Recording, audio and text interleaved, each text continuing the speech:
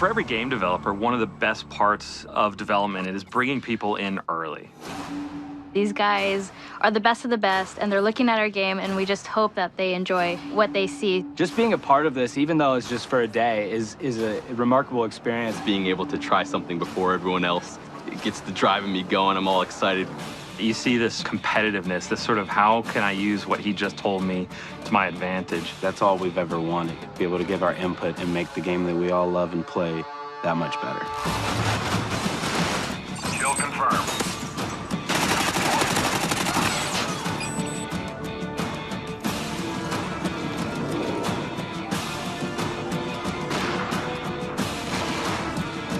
Crank really developed from the idea of playing again with the TDM rules. We've added this idea that once you get a kill, you become cranked. You start speeding up, you're running all crazy. And then you have 30 seconds to kill another enemy, and if you don't, you explode. And die. And all of a sudden it becomes very frantic Call of Duty. Lots of kills really quickly. I was running around the map going crazy looking for that last kill at the 2-second mark. You get a guy in your sights and someone comes in and steals that kill from you, and then you blow up, that's kind of a problem.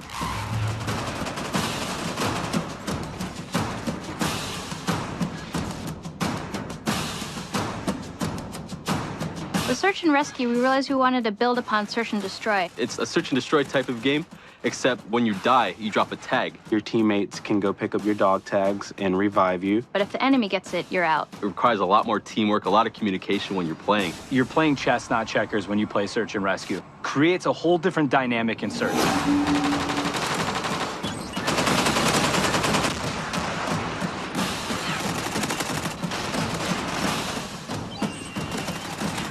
Reviving teammates and taking out the enemy's tags became another objective within the search and destroy mode. I think it's going to be a lot more strategy involved.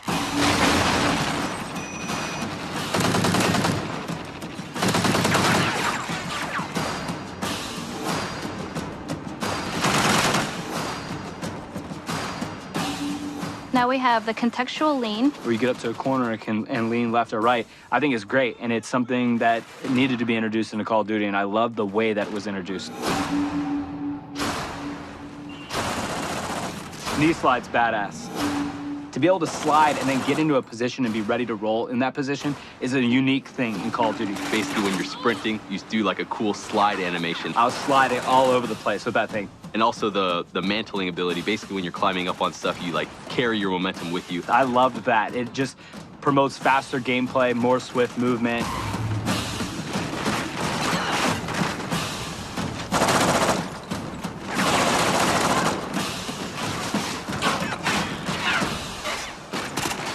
We brought back Assault, Support, and Specialist. And with Assault, I saw a lot of people choosing the dog, and it's one of my personal favorites as well. To have this companion, this dog that helps you out, is so cool. It'll growl or bark when there's an enemy nearby, so you may be alerted to someone upstairs or right out the corner. We haven't really seen that in Call of Duty before, to have real AI things that escort you around the map. That really appealed to me. We revamped the way we use UAV. Now they're called SATCOMs. This adds a different element as far as being able to hide these, stack them, put them off to the side, and then play a little bit more defensive mind, because now you can actually protect your UAV. The first tier will give players eyes on.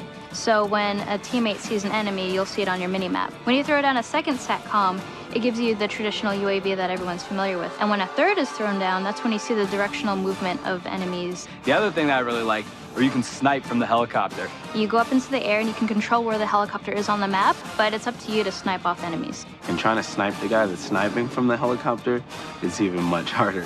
It's definitely going to be fun. I'm going to love this every second of it.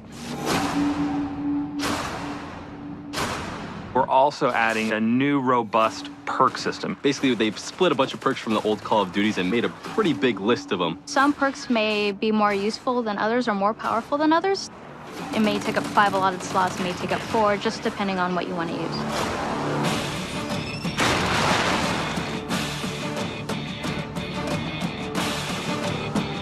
Usually when you're playing online, you have your headsets and you're calling out where enemies are, but sometimes when you're in the moment, you forget to.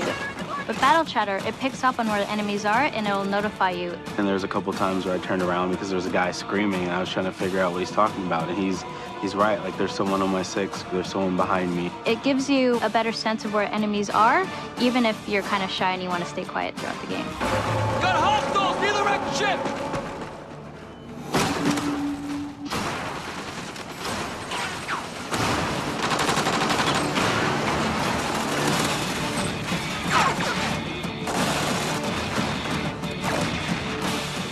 Working on Call of Duty Ghosts has been an amazing trip. We're getting close to the finish here.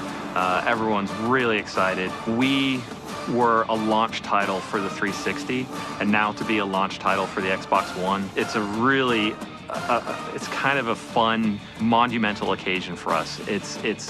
We know it's a lot more work. We know it's a lot harder, and that actually, I think, just drives us more. And I'm really excited about how Call of Duty Ghosts is going to turn out on Xbox One.